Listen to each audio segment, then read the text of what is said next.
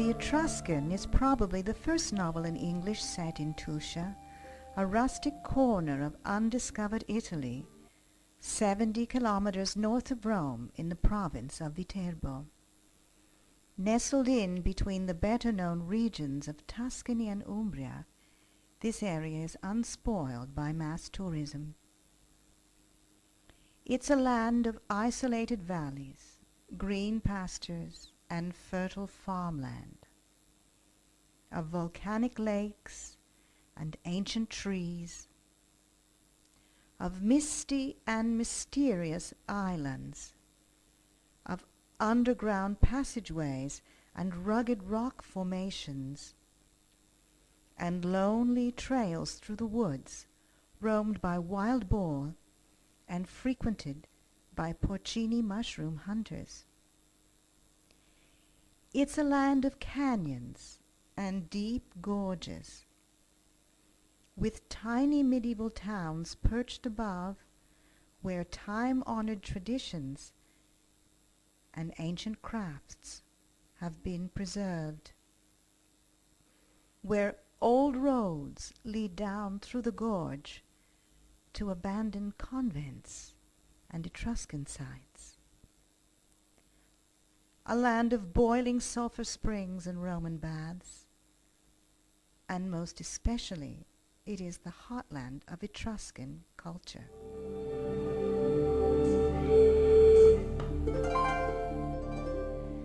The Etruscan tells the story of a woman, Harriet Sackett, an artist and trouser-wearing feminist who comes to this area in 1922 to research Etruscan tombs for the Theosophical Society. Harriet visits Norcia, Barberano Romano, and other Etruscan sites outlying the village of Vitorchiano.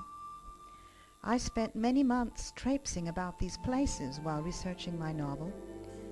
I was fascinated not only by the tombs themselves, located out in secluded areas of the countryside, but by the survival of Etruscan symbols and traditions throughout the centuries.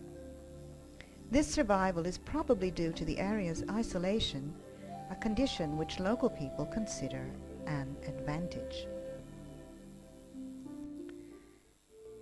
Harriet's map does not represent an accurate geographical model of the territory. Space has been dilated, and the places described in her diary are not exactly the way she reports them as being. The novel is inspired by literary Gothic models and by the romantic concept of the sublime, in which landscape and place are really a projection of the soul.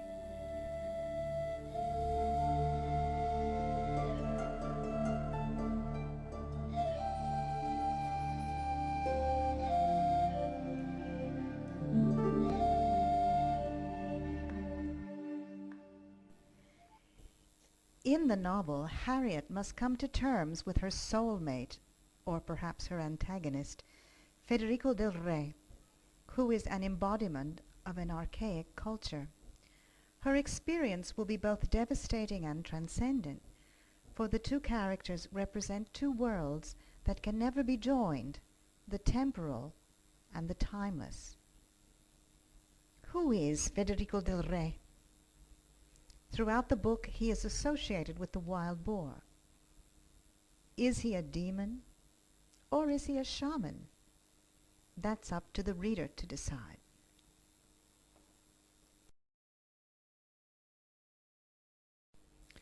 The road to the tombs skirted a field of shriveled sunflowers, an army of nodding heads on stalks, bowed and blackened, awaiting harvest.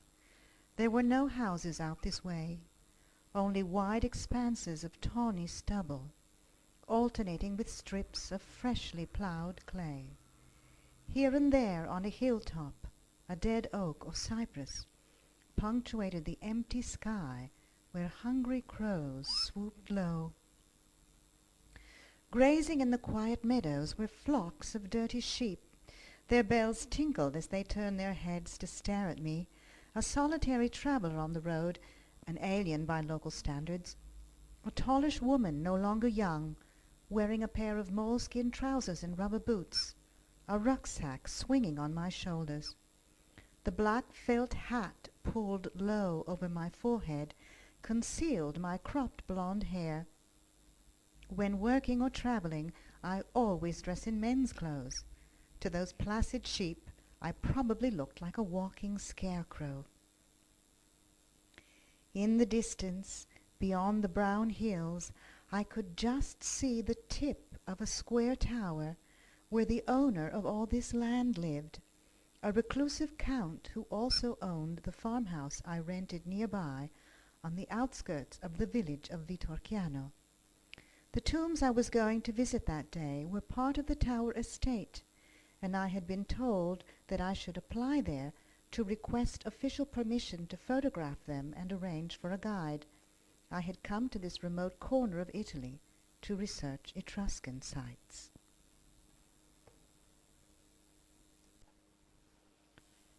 Now the road climbed a hill where neat rows of grapevines lined the slopes in perfect parallels. The vendemmia had ended weeks ago, but a few yellow leaves and brown clusters still clung to the vines, rustling in the light wind. Beyond the vineyards lay another stretch of meadow.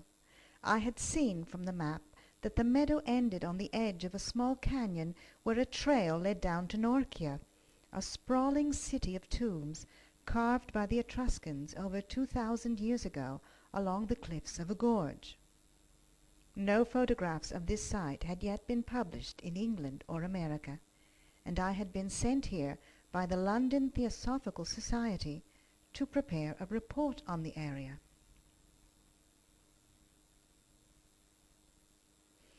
I wasn't concerned about the Count's reaction to my unauthorized visit. He'd never need to know that I had gone trespassing on his property. Anyway, he might be away on a journey, or bedridden, or even dead, for all I knew. Maybe that's why he never answered his mail. My boots crunched along the gravel as I gazed up at the drifting clouds. Except for the sporadic circling of crows, that lonely road seemed unnaturally still.